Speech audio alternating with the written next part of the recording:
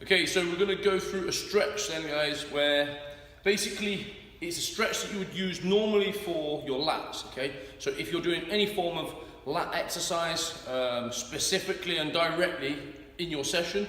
However, it's also something that I do for bench, because what you've got to think is, especially in a powerlifting position bench, it's not just about the chest, it's about incorporating every single muscle you possibly can, and you're getting that big squeeze, you're even getting your lats involved with this as well.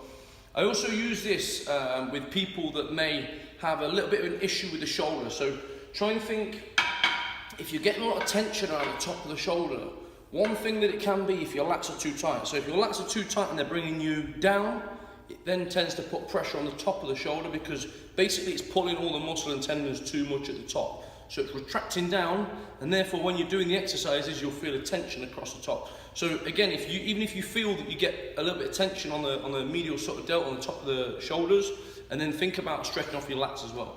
So all you can do is from a static position, either holding a ring, or you can do this with a band as well, or even just literally holding onto a rig or something that's solid.